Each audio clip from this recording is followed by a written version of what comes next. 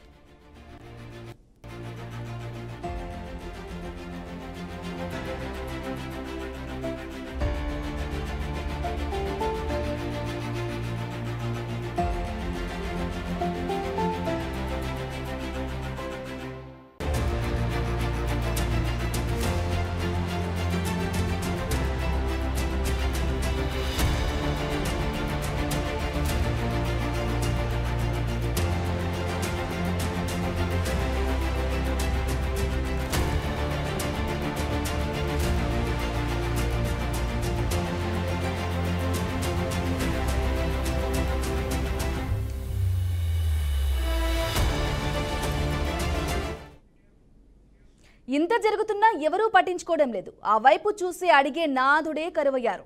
కింద పోలీసులు ఉన్నా దర్జాగా హుక్కా సెంటర్లను నిర్వహిస్తున్నారు. నిర్వాహకులతో పోలీసులు కుమ్మక్కయ్యారా, లేదంటే నెల నెలా వచ్చి ముడుపులతో అడ్జస్ట్ అవుతున్నారో తెలియని దుస్థితి. ఫర్గెట్ మీ నాట్ హుక్కా సెంటర్ దందాకు పోలీసులు పహారా కాస్తున్నారా, లేదంటే సమయం మించిపోయిందని హుక్కా సెంటర్ను క్లోజ్ చేయించేందుకు వచ్చారా కూడా తెలియని పరిస్థితి ఉంది.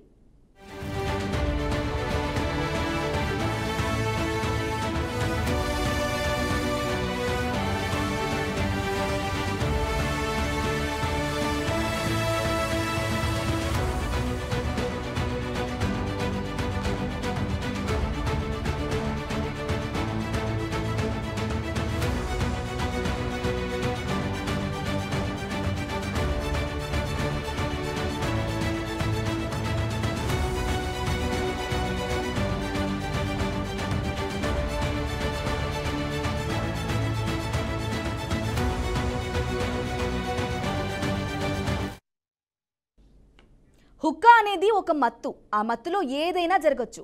మద్యం, డ్రగ్స్ సేవిస్తే ఎలాంటి మైకం వస్తుందో దాదాపు అలాంటి మత్తే సదరు వ్యక్తికి వచ్చే ప్రమాదం ఉంది.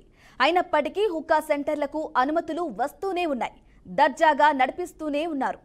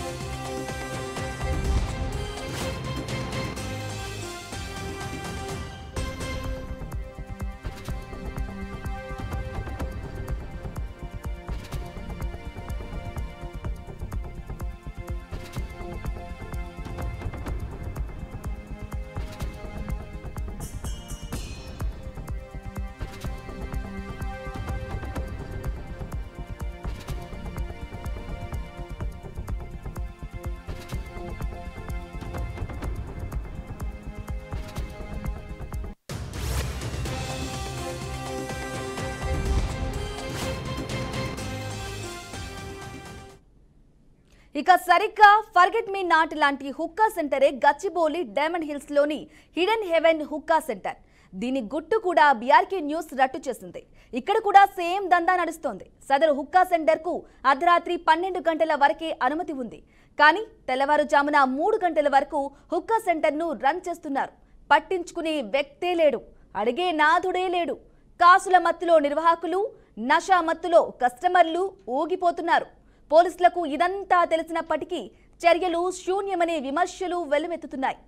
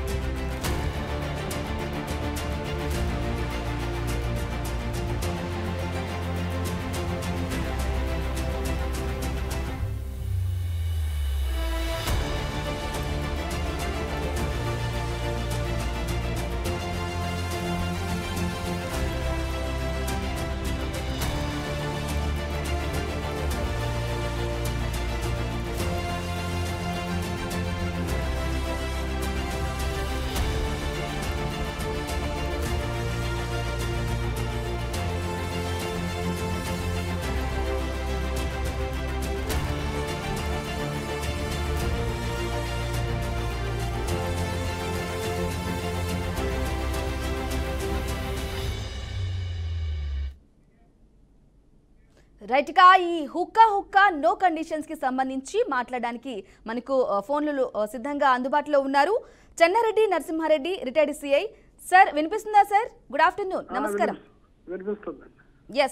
ఎస్ సార్, మనం చూస్తున్నాం మాదాపూర్, గచ్చిబౌలి ఈ సెంటర్లలో నిబంధనలు అతిక్రమించి మరి అంటే రాత్రి 12 గంటల వరకే క్లోజింగ్స్ ఉన్నాయి. అయినప్పటికీ 3 గంటల వరకు హుక్కా అనేది జరుగుతూ ఉంది. అంటే దేనికోసం అంటారు, ఎందుకంటారు? అసలు మరి పోలీసులే హుక్కా సెంటర్లకు రక్షకులుగా మారారా అన్న ఆరోపణలు కూడా ఉన్నాయి. దీనిపై ఏమంటారు?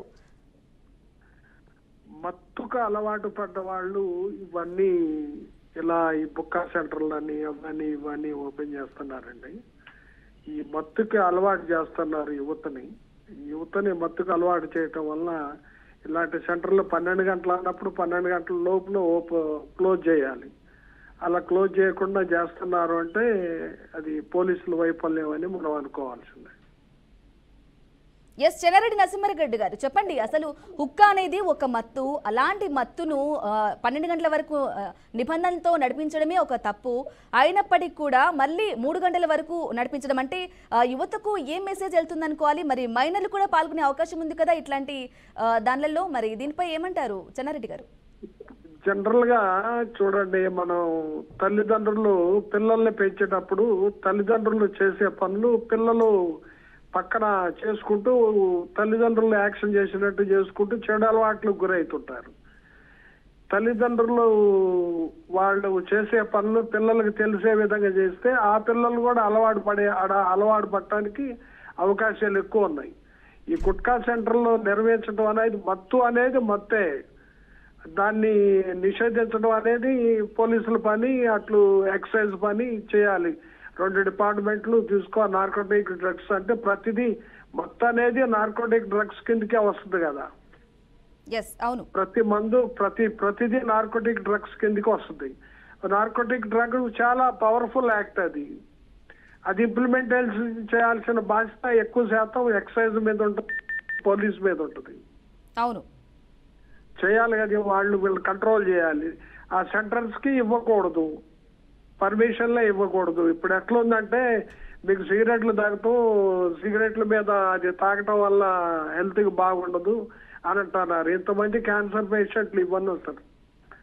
బ్యాన్ పెట్టాలి. మనిషికి అది వాడితే సరిపోతుండో లేకపోతే ఆరోగ్యాలు రీచ్ కావట్లేదు అన్నప్పుడు బ్యాన్ పెట్టాలి.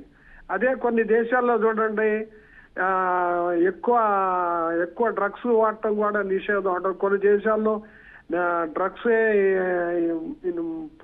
తయారు చేస్తున్నారు. కానీ మన దగ్గర అలా చేయకూడదు కదా. మన భారతదేశం చాలా డిసిప్లైన్డ్ యాక్ట్ ఉంది. మనకున్న యాక్ట్ ఎక్కడా లేదు. ఒక్క అమాయకుడు శిక్ష పడకూడదు, 100 మంది నేరస్తులు తప్పించుకున్నా పర్లేదు, కానీ ఒక అమాయకుడు శిక్ష పడకూడదు అనే శిక్షణ స్మృతి మీదనే మన న్యాయం నడుస్తా ఉన్నది.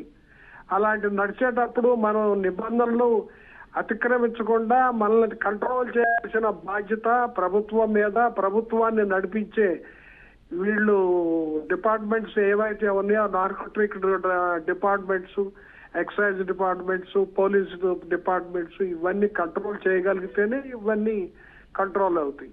మత్తు పదార్థాలకి పిల్లలు ఈ మధ్య బాగా అట్రాక్ట్ అవుతున్నారు అనేది అది ఓపెన్ సీక్రెట్, అందరికి తెలిసిందే. కంట్రోల్ చేస్తాను అంటున్నారు. చిన్న చిన్న పల్లెటూరులో కూడా పాకిపోయినాయి. ఇప్పుడు నేను ఉన్నది ఒక చిన్న పల్లెటూరు, మండల హెడ్ క్వార్టర్లో కూడా పిల్లలు డ్రగ్స్ కి అలవాటు పడి, గంజాయికి అలవాటు పడి, గంజాయి తాగి మోటార్ సైకిళ్ళు పందాలు వేసుకొని ఓవర్ స్పీడ్ నడపడం, దానివల్ల వాళ్ళు చనిపోవటం, ఇతరులకి యాక్సిడెంట్లు కావటం కూడా జరుగుతూ ఉంది. మరి అన్నిటికీ బాధ్యత ప్రభుత్వం వహించాలి కదా. ప్రభుత్వాన్ని నడిపించే యంత్రాంగాలు ఉన్నాయి, ఈ యంత్రాంగాలు ఉపయోగించాలి కదా.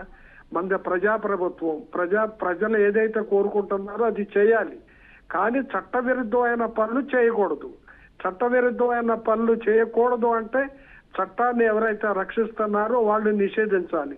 దీంట్లో ప్రజలకు కూడా భాగస్వాములే. ఎక్కడైతే ఇలాంటి థింగ్స్ బయటకు వస్తున్నాయి ఇమ్మీడియట్ గా పోలీస్ శాఖకి లేకపోతే ఎక్సైజ్ కి వాళ్ళకి ఇన్ఫర్మేషన్ ఇవ్వాల్సిన బాధ్యత కూడా పౌరుల మీద అంతే ఉంది. కేవలం పోలీస్ చేయట్లేదు, ఎక్సైజ్ చేయట్లేదు, లేకపోతే నార్కోటిక్ డ్రగ్స్ వాళ్ళు చేయట్లేదు అని నెపం వాళ్ళ మీద పడేసేదానికంటే మీ కళ్ళ ముందు ఏదైతే జరుగుతుందో అది ఇమ్మీడియట్ గా ఇప్పుడు అన్ని అందుబాటులోకి వచ్చినాయి. ఒక సెకండ్ లోనే వార్తలు ఎక్కడ పడితే అక్కడికి వెళ్ళిపోతున్నాయి. ఈ యంత్రాలు ఉపయోగించుకొని మీరు కంట్రోల్ చేయొచ్చు కదా. ప్రజలు తెలుసుకుంటే ఏదైనా కంట్రోల్ అవుతుంది. ప్రజలు తెలుసుకుంటే ఏదైనా ఉద్యమానికి దారి తీస్తుంది. తెలుసుకుంటే విజయం సాధించలేదంటూ ఏది లేదు. ప్రజల చేతనే పరిపాలించబడే. చెన్నారెడ్డి గారు, ఇక ముఖ్యంగా చూసుకోవాలంటే గచ్చిబౌలి, మాదాపూర్లో ఉన్నటువంటి ఒకటి ఫర్గెట్ మీ నాట్ కేఫ్, అలాగే హిడెన్ హిల్స్, ఈ 2 కేఫ్లలో 12 గంటల వరకే మాత్రమే అనుమతి ఇచ్చింది. కాకపోతే 3 గంటల వరకు కూడా సాక్ష్యాలతో సహా అంటే రిసిప్ట్ కూడా మనం బీఆర్కే న్యూస్ స్క్రీన్ పై ఎక్స్క్లూజివ్ గా కూడా చూస్తాం ఇంతవరకు. అంటే పోలీసులు తనిఖీ చేసి కూడా మామూలు మత్తులో తూగుతూ వీటిని చూసి చూడనట్లు పోతున్నారంటారా? ఇప్పుడు వాళ్ళు మూపియాల్సిన బాధ్యత డిపార్ట్మెంట్స్ మీద ఉంది కదమ్మా. కరెక్ట్ వాళ్ళు మోస్తున్నారా లేదా అనేది డిపార్ట్మెంట్ విజిలెన్స్ చేయాలి కదా. వాళ్ళు విజిలెన్స్ చేయకపోతే తెల్లారులు నడుపుతూనే ఉంటారు. కరెక్ట్ టైంకి పెట్టాల్సిందే, డిపార్ట్మెంట్ మూపియాల్సిందే. మూపియని వాళ్ళ మీద యాక్షన్ తీసుకోవాలి. గట్టి యాక్షన్ ఉంటేనే ఎవరైనా మాట్లాడతారు. ఇను కాలిస్తేనే కదా వంగేది, కాలంలో వంగదు కదా. అందుకనే గట్టి యాక్షన్ తీసుకుంటేనే ఎవడైనా లొంగుతాడు టైం ప్రకారం. అవును. నిబంధనలు ఉల్లంఘించి 12 గంటల వరకు పర్మిషన్ మాత్రమే ఉంటే 3 గంటల వరకు కూడా 3 వరకు కూడా రన్ చేస్తున్నారు. అలాగే ఇప్పుడు ఒకవేళ యాక్షన్ తీసుకోవాలి. అలాగే ఒకవేళ గనక 3 గంటల వరకు నడిపించిన నేపథ్యంలో మైనర్లకు కూడా ఈ హుక్కాను అందించలేదు అని చెప్పేసి మనం ఎలా చెప్పగలం? ఒకవేళ మైనర్లకు కూడా దీనిలో పాల్గొనే అవకాశం ఉంది కదా? అవకాశాలు ఉండడానికి ఉంది కదమ్మా. అవకాశాలు ఉండడానికి చాలా విధాల ఉన్నారు. పేరెంట్స్ పిల్లల్ని చాలా మందిని తీసుకుపోయి హాస్టళ్లలో పెట్టి చదివిస్తున్నారు విలేజ్లలో. వాళ్ళు ఏం చేస్తున్నారో తెలియట్లేదు. ఒకసారి వాళ్ళ మీద కంట్రోల్ ఉండాలంటే అటు వాళ్ళు ఉండే హాస్టల్స్ మీద కంట్రోల్ ఉండాలి. పిల్లలు బయటికి రాకుండా చూసుకునే బాధ్యత హాస్టల్ వాళ్ళది, తల్లిదండ్రులది. అదే విధంగా వాళ్ళని మితిమీరి వచ్చినప్పుడు ఇటు పోలీస్ది, ఎక్సైజ్ది, వీళ్ళది ఉండాలి. ముందు ఫస్ట్ కంట్రోల్ చేసుకోవాల్సింది తల్లిదండ్రుల పిల్లల్ని. వాళ్ళు కంట్రోల్ చేసుకోవాల్సిన బాధ్యత వాళ్ళ మీద 80% ఉంటుంది. 10% పోలీస్, 10% ఎక్సైజ్ మీద ఉంటుంది.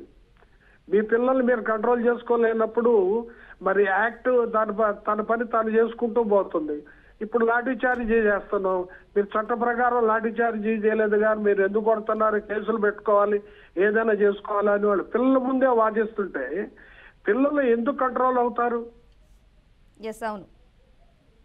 ఇప్పుడు టీచర్ను కొట్టొద్దు అంటున్నారు పిల్లల్ని. పిల్లల భయం తల్లిదండ్రుల దగ్గర భయం లేదు, స్కూల్కి పోతే టీచర్ దగ్గర భయం లేదు, బయటకు వస్తే పోలీసుల దగ్గర భయం లేదు. మళ్ళీ వాళ్ళు విచ్చలవిడిగా ఎందుకు చేయరు? భయం అనేది ఎక్కడో ఒకటి ఉండాలి కదమ్మా. అవును. మరి ఎక్కడో ఒకటి భయం అనేది లేకపోతే ఎక్కడి నుంచి వస్తుంది అది? ఇప్పుడు సింపుల్ ఫైల్ వేస్తుంటే ఎన్ని వేలైనా కట్టగలుగుతున్నారు. ఓకే, అంటే మార్పు రావాలి అంటే గనక ఫైన్లతో మాత్రమే సరిపోదంటారా, లేదంటే కఠిన కఠినంగా వ్యవహరించాలంటారా? తల్లిదండ్రుల దగ్గర నుంచి మార్పు రావాలమ్మా. తల్లిదండ్రులు ప్రజల్లోంచి మార్పు రావాలి. ప్రజల్లోంచి అదే విధంగా ప్రజల్లోంచి మార్పు వచ్చినప్పుడు అదే విధంగా డిపార్ట్మెంట్ లో మార్పు రావాలి. డిపార్ట్మెంట్ లో ఉన్న హైయర్ ఆఫీసర్స్ మీద ఇంకా మార్పు రావాలి. ఎవరైతే తప్పు చేస్తున్నారో లోయర్ ఉన్న ఉద్యోగస్తులు స్ట్రింజెన్స్ యాక్షన్ ఉండాలి. యాక్షన్ తీసుకుంటే మళ్ళీ ఇంకొకటి తప్పు చేయకుండా ఉండేలా యాక్షన్ ఉండాలి. అంతేగాని ఏదో ఎక్స్క్యూజ్ చేసి 4 రోజులు సస్పెండ్ చేసి 4 రోజులు వదిలిపెట్టి ఇవన్నీ చేస్తున్నారు. మొన్న ఈ మధ్య సుప్రీంకోర్టు ఒక ఇచ్చింది చూడమ్మా, లంచం తీసుకున్న వాడిని మళ్ళీ సస్పెండ్ చేసి మళ్ళీ ఉద్యోగాలు ఇస్తున్నారు. డిపార్ట్మెంట్ మీద ఏం న్యాయం వస్తుంది, చట్టాల మీద ఏం న్యాయం ఉంటుంది అని అనౌన్స్ చేశారు. ఎస్, అలాగే ఒక వాదన కూడా జరుగుతూ ఉంది. ఫార్మాలిటీస్ ఏవైతే ఉన్నాయో అవి మాత్రమే కంప్లీట్ చేసేసుకొని వాస్తవాలన్నీ కూడా దాచిపెడుతున్నారు. అయితే పోలీసులు నిర్లక్ష్యము అలాగే లేక వెనక నుంచి కూడా ఒత్తిడి ఉంది అనేది కూడా ప్రధానమైన వాదన ఉంది. దీన్ని ఎలా చూడాలంటారు చెన్నారెడ్డి గారు? అమ్మా, ఒత్తిడి ఉంటే ఒక్కటేనమ్మా, ఒత్తిడి ఉంటుంది. గవర్నమెంట్ ఏ ఉద్యోగైనా 3 సంవత్సరాల కంటే ఎక్కువ పనిచేయడు. ప్రజల పరిపాలించే నాయకులు 5 సంవత్సరాలే పనిచేస్తారు. ఆ తర్వాత వాళ్ళందరూ వెళ్ళిపోతారు. డిపార్ట్మెంట్ లో ఉండి ఇప్పుడు ఏదైతే నాయకులు చెప్పినట్టు నడుస్తున్నారో ఆ నాయకులు జైళ్లకు పోతున్నారు. డిపార్ట్మెంట్లు పనిష్మెంట్లు వస్తున్నాయి. ఆ నాయకులు గవర్నమెంట్ మారినప్పుడు ఆ నాయకుల మీద కేసులు పెడుతున్నారు. మంచి ఆఫీసర్లు అట్లా చేసిన వాళ్ళు చాలా మంది జైలుకు పోతున్నారు. ఇప్పుడు అనుభవిస్తున్నారు.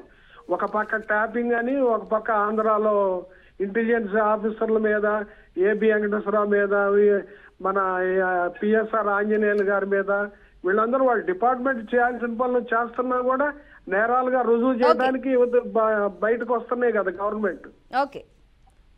మరి అది వాళ్ళు చేసిన పని అట్లే ఉంటుంది కదా. ఈ గవర్నమెంట్ చేస్తుంది, మళ్ళీ వచ్చే గవర్నమెంట్ సేమ్ పాలసీ ఇంప్లిమెంట్ చేస్తారు.